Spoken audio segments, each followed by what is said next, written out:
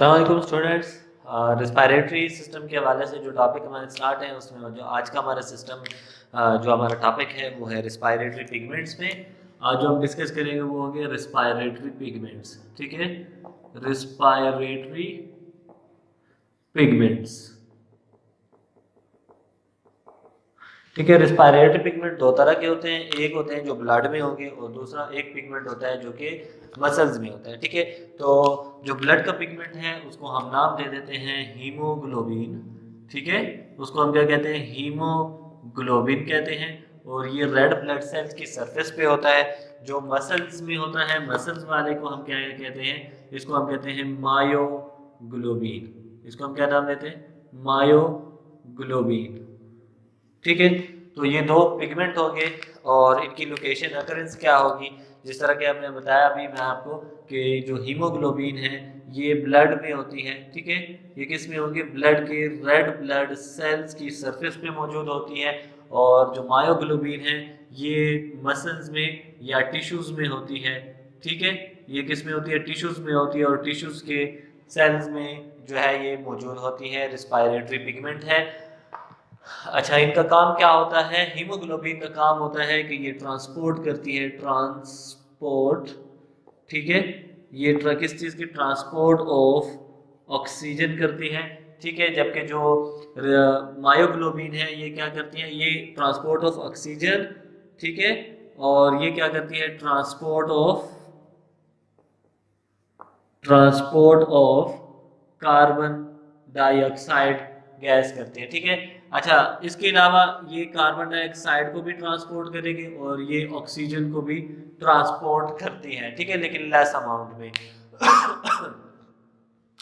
Haemoglobin जो है, haemoglobin की जो अफिनिटी है, वो कैपेसिटी है to hold the oxygen molecules. ठीक है, to hold the oxygen molecule. तो कैपेसिटी, पहले इसकी कैपेसिटी पढ़ लेते हैं कि कैपेसिटी क्या होगी।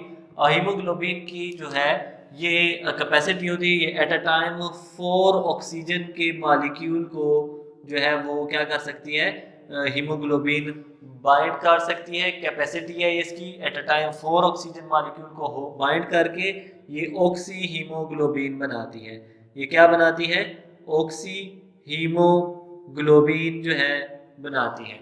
ठीक है, ऑक्सी हीमोग्लोबिन। जबकि अगर ये कार्बन डाइऑक्साइड के साथ, कार्बन डाइऑक्साइड का ये सिर्फ कार्बन डाइऑक्साइड के भी ये क्या कर लेगी, 4 कार्बन डाइऑक्साइड के मॉलिक्यूल इसके साथ बन जाए जो है वो बाइंड हो सकते हैं और तब ये कार्बोक्सी हीमोग्लोबिन बनाती है।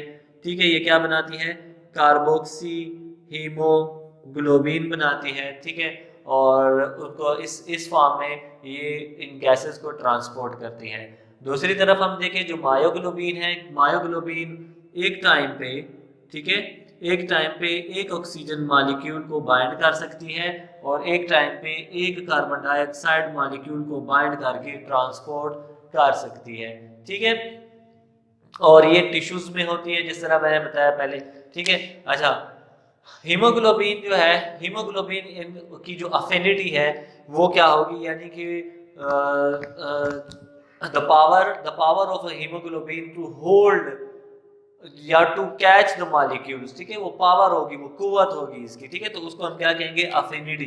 तो इनकी अफिनिटी क्या होगी, अब सिंपल सी बात है, एक बंदा अगर 4 लोगों को उसने पकड़ा हुआ है तो लाजिम बात है वो 4 लोगों को वो इतना मजबूती से नहीं पकड़ सकता जितना अगर वही बंदा किसी एक बंदे को पकड़े रखे तो वो उस एक बंदे को ज्यादा मजबूती से पकड़े रखता है। तो इसी वजह से जो ऑक्सीजन है इसकी कैपेसिटी तो ज्यादा है मगर होल्डिंग पावर इसकी क्या है, वो कम है, अफिनिटी पावर इसकी कम है।